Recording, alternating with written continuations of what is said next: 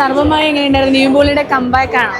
ഈ നിവിൻ പോളി എന്ന് പറയുന്ന പുള്ളി ഒരുപാട് നാളായിട്ട് സിനിമകളും നമ്മുടെ ഇതൊന്നും മാറിക്കായിരുന്നു. പക്ഷേ ആ പുള്ളിയുടെ ഒരു പ്രത്യേക ഒരു അഭിനയത്തിൻ്റെ രീതിയിൽ ഇപ്പോൾ ലൈക്ക് ലാലേട്ടൻ അങ്ങനെയുള്ള ഒരു ഇതുണ്ട്, മുണ്ടൊക്കെ എടുത്തു വന്ന് ഒരു നാടൻ ടച്ചൊക്കെ ആയിട്ട്. ഇതിലും അതുപോലെ തന്നെയാണ് നമ്മുടെ ഒരു ഗ്രാമീണ പശ്ചാത്തലമൊക്കെ ആയിട്ടാണ് തോന്നുന്നത്. അഖിൽ സത്യൻ്റെ മകനാണ്. നല്ല രീതിക്കുള്ള ഡയറക്ഷനും അതായാലും വിഷ്വൽ ബൂട്ടി. നമ്മൾ ഇതിൽ ഒരു സാധനമുണ്ട്, അത് നമ്മൾ എല്ലാ സിനിമകളും നമ്മൾ കണ്ട് ഭയങ്കര ഇറിറ്റേഷനായ സാധനമാണ്. അതിന് വ്യത്യസ്തമായ രീതിയിൽ അവതരണ രീതിയിൽ നല്ല രീതിയിൽ ഹ്യൂമറായിട്ട് ഒരു ഇമോഷണൽ രീതിയിൽ അവസാനിക്കുന്ന രീതിയിലാണ് പടം ചെയ്ത് വെച്ചേക്കുന്നത്. അജു വർഗീസ് ആണെങ്കിലും നിവിൻ ആണെങ്കിലും നല്ല രീതിയിൽ ചെയ്തിട്ടുണ്ട്. അവരെ നല്ലൊരു കോംബോ.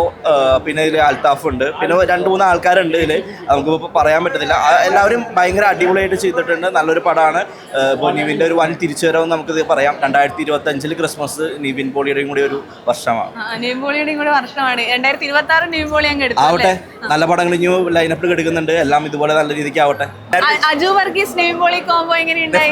നമ്മളെല്ലാം മുമ്പ് കണ്ടിട്ടുള്ള പോലെ അല്ലെങ്കിലും ഒരു സെറ്റിൽ ആയിട്ടുള്ള നല്ലൊരു മൂവിയാണ്.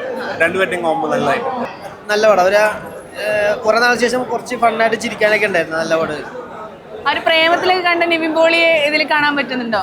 പ്രേമത്തിലല്ല, ഇത് നമുക്ക് വേറെ രീതി ഫണ്ണായിട്ടാണ്. പ്രേമത്തിൽ ഇത്തിരി മാസങ്ങളൊക്കെ പോലെ ഇതൊരു ഫണ്ണായിട്ട്.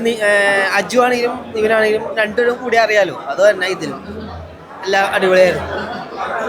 കോമഡി എപ്പോഴും നിവിൻ പോളി നല്ല രീതിയിൽ. അതെ, പുള്ളിയുടെ സേഫ് സോൺ തന്നെ ഇത് അതങ്ങനെ തന്നെ അടിപൊളിയായിട്ട് പോയിട്ടുണ്ട്. ഫണ്ണാണെങ്കിൽ ശരിക്കും ആ എക്സ്പ്രഷനൊക്കെ കറക്റ്റ് നല്ല പെർഫെക്റ്റ് ആയിട്ട് ചെയ്തിട്ടുണ്ട് പുള്ളിക്കാരൻ.